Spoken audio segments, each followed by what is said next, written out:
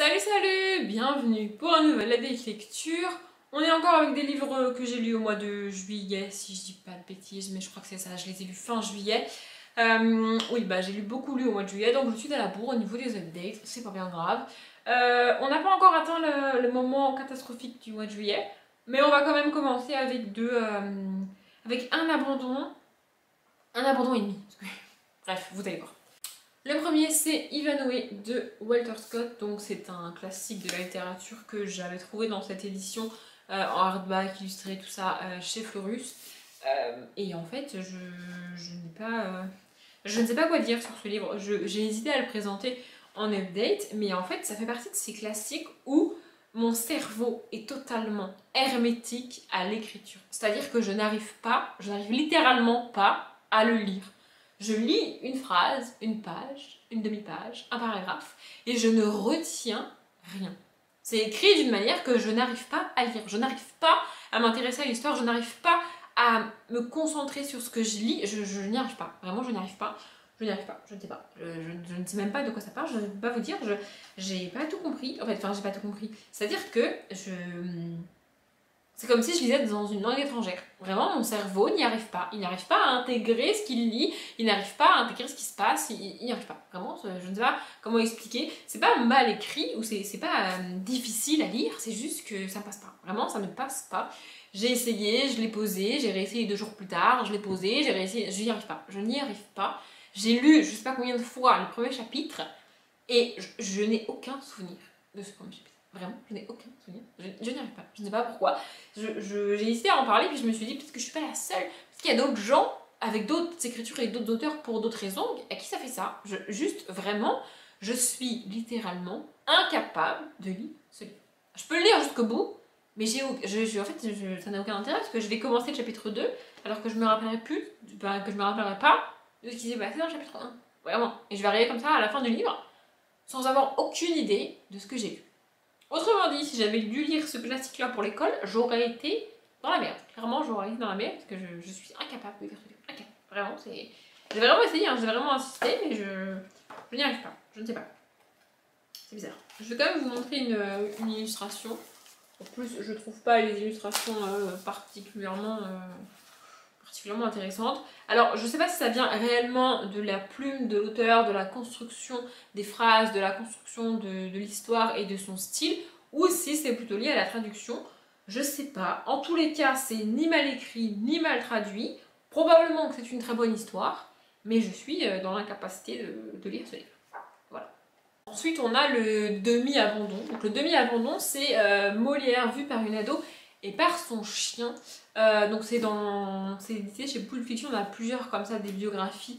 Il y a Léonard de Vinci, il y a Einstein, enfin il y en a pas mal des grands noms comme ça qui ont leur biographie éditée chez Pulp Fiction. C'est pas toujours écrit par la même autrice ou le même auteur, ça dépend. Et en gros, dans chaque biographie, on a ici une ado, des fois on a 2 ados, des fois on a 2 garçons, 2 filles, une fille, un garçon, ça dépend. C'est pas toujours le même personnage qui raconte. Et en fait, c'est une chaîne YouTube qui a été créée sur laquelle, chaque saison de la chaîne YouTube, du coup, il y a une personne ou 2 personnes, fille ou garçon, ça dépend, qui tiennent cette chaîne et qui, en mini-vidéo, vont parler de la vie du personnage qu'ils ont choisi. Et du coup, en fait, chaque chapitre du livre est une vidéo YouTube, en fait. Enfin, c'est écrit vraiment comme je vous parle là, comme la personne s'adresse aux spectateurs entre guillemets, qui regardent la vidéo sur YouTube. Bon, évidemment, c'est sous forme de livre, hein, mais voilà. Et du coup, on a des petites illustrations comme ça. Et du coup, ça retrace à chaque fois, évidemment, la vie du personnage.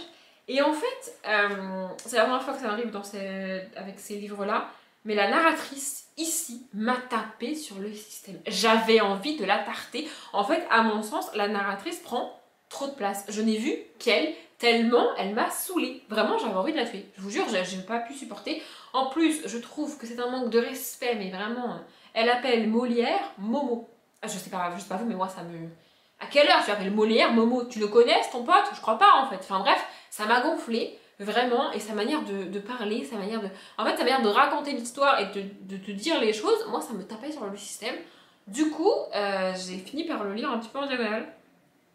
Je fais ça rarement, enfin je fais ça jamais avec les livres, mais là, vraiment Je me suis dit, c'est dommage, quoi. Je peux pas lire la biographie de Molière parce que l'espèce d'abruti, là, elle tape sur le système. Vraiment, donc Inès, 12 ans, à bannir. Vraiment, je vous jure, elle m'a gâché ma lecture. Elle m'a gâché mon plaisir. J'avais juste envie de la tarter. Vraiment, je la supporte pas. Vraiment, sa manière de dire les choses, sûrement ridicule. En fait, elle l'appelle Molière Momo jusqu'à ce qu'il prenne le pseudonyme de Molière. Mais appelle-le par son prénom en fait, tant qu'il n'est pas Molière. Enfin, je sais pas, enfin bon, bref. Vraiment, elle m'a énervée. J'avais envie de la tuer. Vraiment, je ne peux pas supporter cette narratrice. Vraiment, j'ai juste eu envie de la buter. Donc, bon, je ne l'ai pas fait parce que c'est un personnage fictif quand même. Mais vraiment, je ne peux pas. En plus, pour ne pas m'aider, c'est l'un des plus gros de la collection, évidemment. Les pavillons, ils sont courts, mais là, il est quand même très très gros. Mais enfin, vraiment, ce qui m'a aussi motivé à lire le livre, c'est qu'on, vous allez me dire, mais c'est la vérité, c'est que je l'ai lu sur un des week-ends du mois de juillet. Je crois que je l'ai lu sur le week-end à 800. Et du coup, j'avais entre guillemets besoin de ces pages pour atteindre les 800 pages. Donc, du coup, je l'ai lu, mais enfin, ça m'intéressait aussi, mais vraiment, la narratrice, j'avais envie de la buter. Vraiment, voilà. Je peux pas dire que c'est le personnage qui m'a le plus agacé en littérature, parce qu'il y en a bien d'autres qui m'ont gonflé, mais alors elle, franchement, elle est pas mal. Hein. Bref. Ensuite, j'ai lu Hôtel Orcoud, le tome 4, Enfin l'été, de Kali George. J'ai adoré cette saga, vraiment, vraiment. Je suis triste qu'elle soit terminée, mais franchement, j'ai adoré cette saga, c'était vraiment, vraiment génial. Donc ici, on est dans le 4e tome qui se passe en été. Évidemment, le tome 1 se passe en automne, le tome 2 en hiver et le tome 3 au printemps. Et à chaque fois, on suit Mona, qui est une petite souris et qui, au tout début du tome 1, va découvrir l'existence de l'hôtel Heartwood et y vivre et y travailler et tout. Et on suit toutes ces aventures et vraiment, j'ai adoré. Ici, en plus, on aborde un thème vraiment très important pour l'été et pour les forêts, à savoir qu'il y a un feu dans la forêt et qui détruit toute la forêt et les animaux de l'hôtel Heartwood ont peur que le feu atteigne leurs arbres et leur hôtel. Et vraiment, c'est une des thématiques principales de l'été. Enfin, je veux dire, ne pas laisser un feu, ne pas jeter un mégot, ne pas craquer une allumette dans les champs. Enfin, c'est des trucs cons, mais des trucs que des gens font. Et vraiment, voir ça du point de vue des animaux qui voient littéralement le feu arriver chez eux, c'est quand même fou. Parce que on voit aux infos, et les journalistes se font un plaisir, entre guillemets, de te montrer que le feu atteint les habitations. Oh mon dieu, c'est dangereux. Et là, l'humain se dit effectivement c'est dangereux, les gens vont mourir, mais que la forêt d'à côté elle soit complètement rasée et que les animaux n'aient plus aucun endroit où vivre, ça ne passe au-dessus, hein, vraiment. Donc voir ça de leur point de vue à eux, c'est assez cool, enfin c'est assez cool, c'est triste aussi, mais c'est plutôt bien fait je trouve, et ça reste assez fun, assez léger pour les enfants.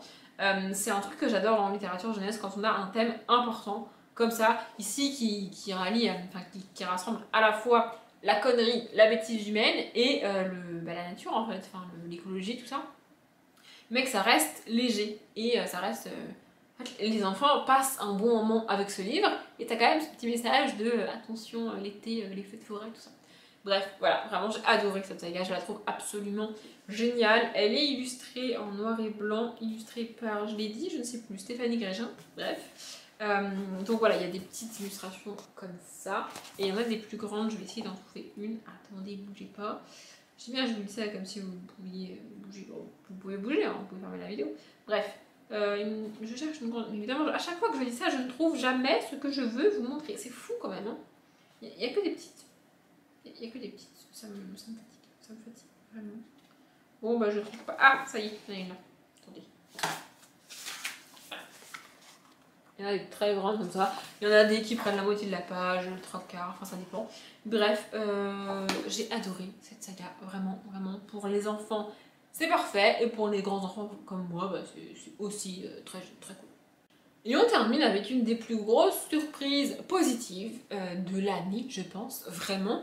Monstre Hôtel, le tome 1, Les chasseurs de trésors, de Karina Rosenfeld. Je l'ai vu passer sur plusieurs chaînes, notamment sur celle de Maud, des livres Une fille, et j'ai fini par l'acheter chez France Loisirs en me disant on verra bien ce que ça donne, et franchement j'ai adoré, je ne m'attendais pas à aimer autant, mais c'était vraiment génial.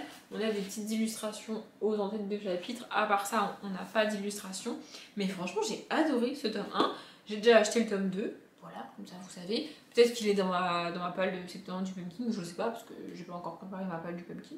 personnellement dans cette vidéo. Bref, mais franchement j'ai adoré. Donc on suit Olivia qui a 10 ans et qui emménage avec ses parents dans un manoir / ancien hôtel qui a la réputation d'être hanté. Du coup, Olivia est pas contente d'emménager dans cette maison parce que déjà ils ont déménagé, elle a dû quitter son école, quitter ses amis, quitter l'endroit où elle a grandi depuis qu'elle est née, donc ça lui fait pas hyper plaisir. Mais on s'attarde pas longtemps sur le côté pré-ado bougon parce que ça c'est un truc qui me fatigue. Et en fait, Olivia en fait, elle est encore assez enfant pour avoir cette innocence de se dire bon ok, je suis pas contente d'être là, mais rester pas contente ça me servira à rien, bouder comme une ado ça me servira à rien, allons voir ce qui se passe et allons voir s'il n'y a pas des trucs cool ici aussi, vous voyez. Et ça se passe en hiver, donc il y a de la neige et tout, j'ai pas du tout lu ça à la bonne saison, mais bref. Et donc elle va se balader dans le manoir, ils ont les parents sont en train de rénover tout le manoir et tout l'hôtel pour rouvrir l'hôtel en fait, et donc ils ont une partie de l'hôtel qui est à eux, dans lequel ils vont vivre, qui ne sera pas du tout accessible au public, et toute une autre partie qui sera les chambres d'hôtel, la réception, tout ça, et c'est ça qu'ils sont en train de faire rénover. Et Olivia va, comme c'est marqué dans le titre et qu'on les voit un petit peu là sur la couverture, va découvrir qu'il y a des monstres qui vivent dans cette maison, mais c'est des monstres mignons, des monstres gentils, et voilà, elle va parler avec eux, elle va découvrir aussi que les humains de manière générale ne voient pas les monstres, mais qu'elle peut les voir, et voilà, elle va devenir amie avec eux, et puis elle va aussi aller finir par... En fait, les vacances de Noël vont se terminer, du coup elle va aller à l'école, elle va rencontrer des gens et tout. Et avec l'aide des monstres, elle va sauver le manoir. Et franchement, j'ai adoré. Il y a toute une... comme le titre l'indique, les chasseurs de trésors, il y a toute une question autour d'un trésor possible dans le manoir. Franchement, je m'attendais pas à aimer autant. Je l'ai bouffé en genre 2 jours. J'ai adoré cette histoire et ce personnage-là. Je suis dégoûtée parce que du coup, j'ai acheté le tome 2 là. Il est par terre devant moi là. Enfin, par terre. Dans ma table basse devant moi. Et en fait, le tome 2 est vraiment beaucoup plus court que le tome 1. Du coup, je suis un peu deg, mais bon. C'est pas très grave, hein, mais voilà. Bref, je m'attendais pas à aimer autant. Je m'attendais pas à une histoire pareille. Et franchement, j'ai adoré. Du coup, franchement, je vous conseille ce tome 1. De nouveau, c'est de la jeunesse. De toute façon, au mois de juillet, j'ai lu que la jeunesse. Donc voilà. Mais franchement, c'est trop cool.